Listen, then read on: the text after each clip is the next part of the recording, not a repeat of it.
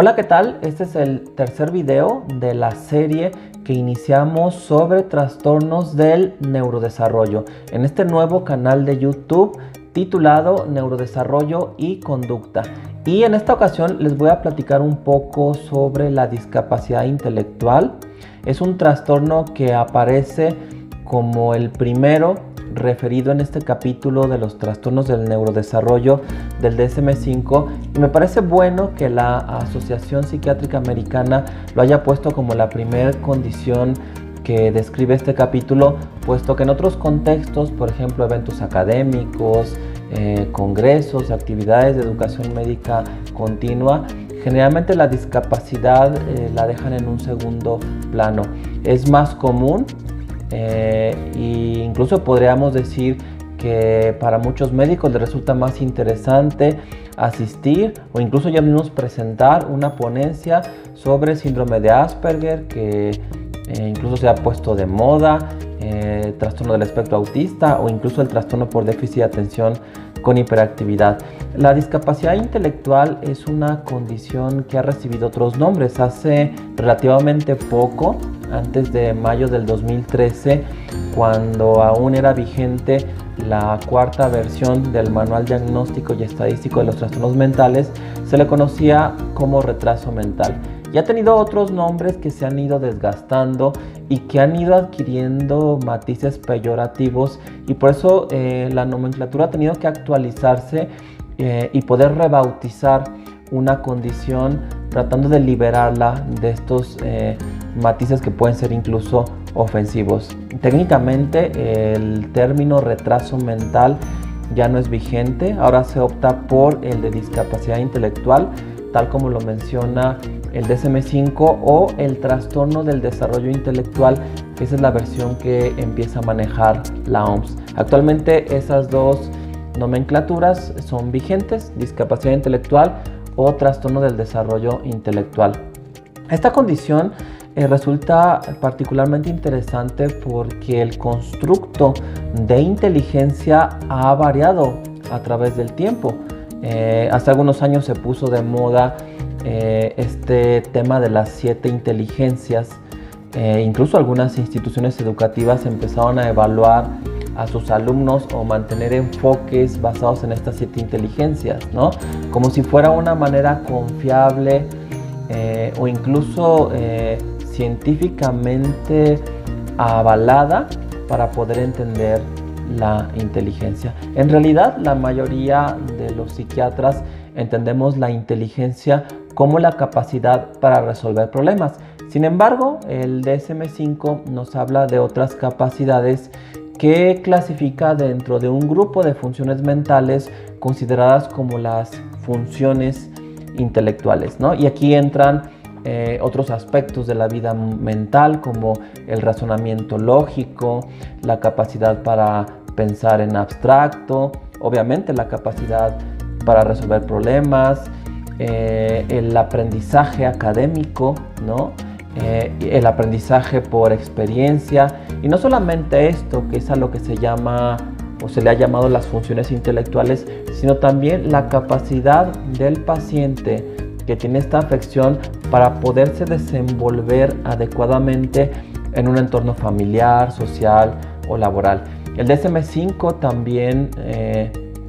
pide, para poder hacer este diagnóstico, que el paciente no solamente tenga este deterioro en sus funciones intelectuales, las cuales se pueden evidenciar por la evaluación clínica y también le sigue dando peso al coeficiente intelectual, sino que también nos dice el DSM-5 que es importante que el médico tenga conocimiento de qué tanto funciona el paciente en su entorno inmediato, ¿no? Y entonces habla sobre la adaptación a diferentes ámbitos, habla del ámbito conceptual como un dominio de la vida del paciente, en donde entran aspectos como, por ejemplo,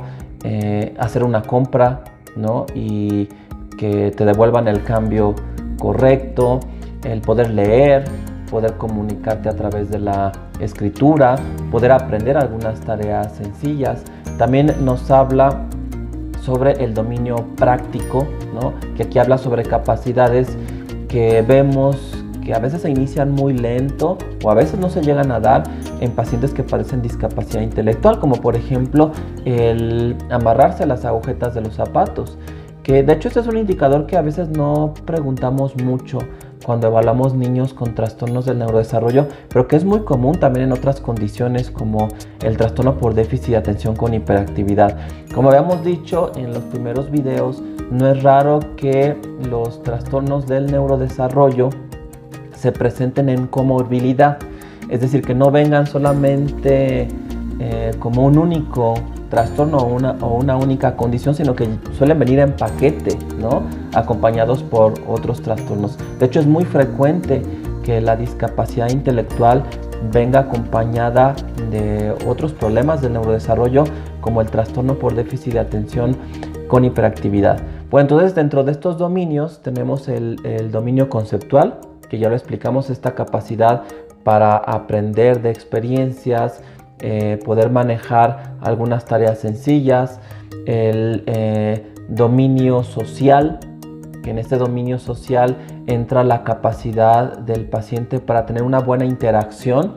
Esto también se ve afectado en pacientes con trastorno del espectro autista. Es muy claro que los pacientes que padecen esta condición, el trastorno del espectro autista, tienen muchas dificultades para reaccionar o percibir la retroalimentación que las personas con las que interactuamos socialmente nos dan. Porque cuando nosotros tenemos una conversación o tenemos una interacción social, nuestro interlocutor nos está mandando mensajes y esos mensajes van regulando nuestra conducta, y que esto va a matizar lo que nosotros contestamos, lo que decimos, en qué tonos lo decimos. Y el paciente que padece discapacidad intelectual o padece trastorno del espectro autista tiene dificultad para percibir esta retroalimentación, y entonces se da una falla en este ajuste que a veces es muy fino para que pueda haber una buena comunicación. Entonces vemos que en este dominio social los pacientes con discapacidad intelectual también están afectados. Y lo que ya había comentado, este dominio práctico o pragmático. Algo que también enfatiza el DSM-5 y es evidente por la categoría a la que pertenece esta condición, se refiere al hecho de que la discapacidad intelectual debe de hacerse evidente durante los primeros años del desarrollo. Obviamente una persona que da evidencia de tener un coeficiente intelectual normal y después esto genera un deterioro, pues ya no se consideraría esta misma condición, ¿no? Como otros trastornos del neurodesarrollo, una característica fundamental, y esto lo explicamos en el primer video, es que los síntomas se expresan durante los primeros años de la vida, incluso antes de que el niño entre a la escuela, a veces desde el primer año de vida. Claro que niños muy pequeños que padecen discapacidad intelectual, por ejemplo, que están en el primero o el segundo año de vida, es muy aventurado realizar el diagnóstico. Sí se puede hacer, pero hay que recordar que los diagnósticos médicos y psiquiátricos siempre son una hipótesis que se viene a contrastar ya sea con un estudio, que en el caso de las condiciones médicas con frecuencia viene respaldado por exámenes de laboratorio o gabinete, o en el caso de los problemas que vemos los psiquiatras, muchas veces la confirmación de esta hipótesis diagnóstica viene dada por la observación, pero una observación longitudinal, es decir, una observación a través del tiempo. A veces el psiquiatra tiene que reconocer en la consulta que tiene que ver varias veces al paciente para estar seguros de cuál es el diagnóstico, y también ver cómo va evolucionando, cómo se va comportando la condición que se está sospechando. El DSM-5 propone que se dé un plazo hasta llegar al 5º año de vida para poder de una manera un poco más objetiva evaluar estas funciones intelectuales. Si bien al inicio, cuando el DSM-5 describe esta condición, le da un peso al coeficiente intelectual y por tanto a la aplicación de pruebas de inteligencia, ha pasado algo interesante en esta última versión del manual. El coeficiente intelectual ya no tiene un impacto en la designación o la tipificación de la gravedad del trastorno mental. Lo que sí sucedía antes de mayo del 2013, cuando todavía era vigente la cuarta edición del DSM. En ese entonces, dependiendo de la puntuación en el coeficiente intelectual que obtenía un niño en un test de inteligencia, se podía clasificar como un retraso mental, como se le llamaba en ese entonces, leve, moderado, grave o profundo. Ahora no, si bien todavía se conserva el valor de esta prueba, pero también al lado o de forma paralela a la evaluación clínica, ya no nos es tan útil el coeficiente intelectual para saber si un niño padece discapacidad intelectual leve, moderada, grave o profunda. Y que aquí vemos con más peso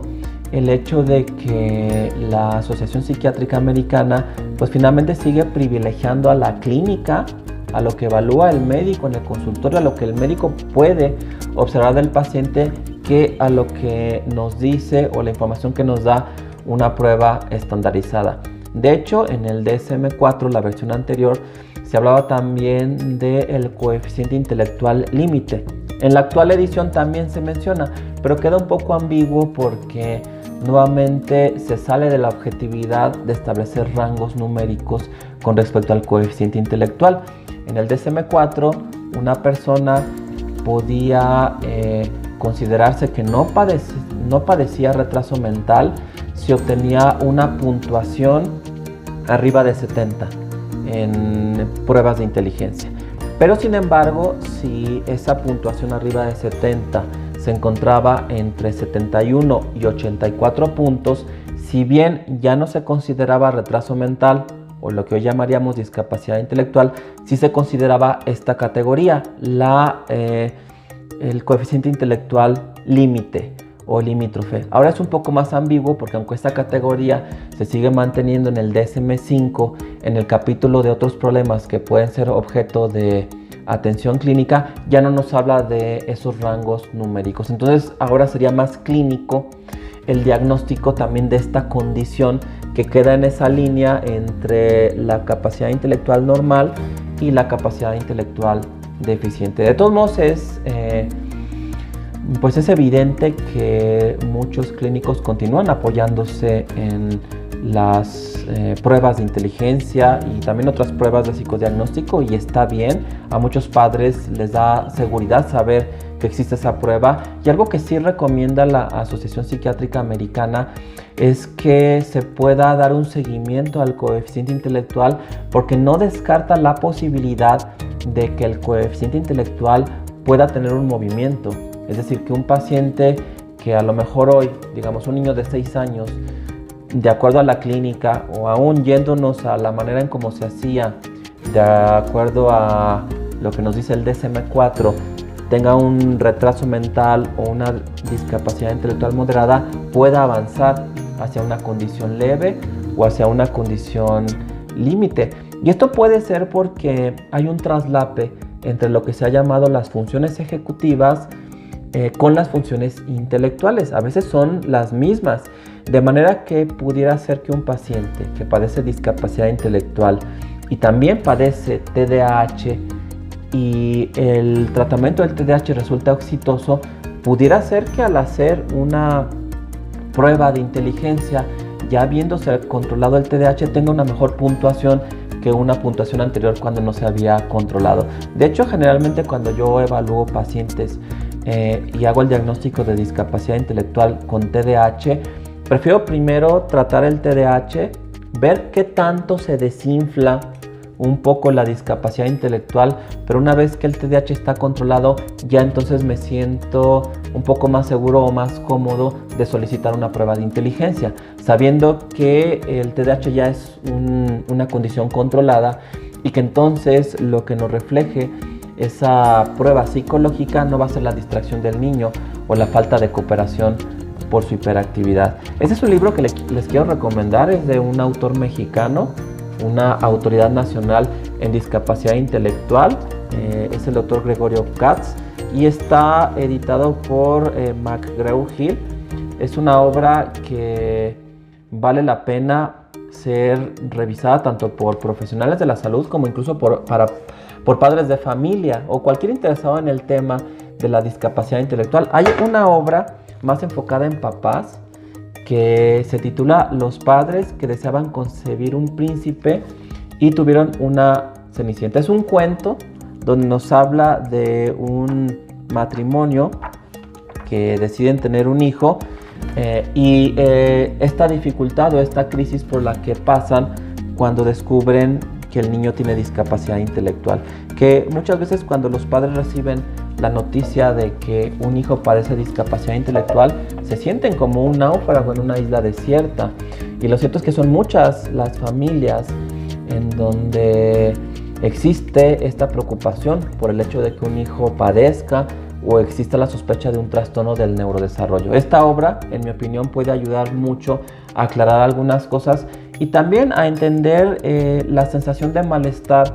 que pueden tener los padres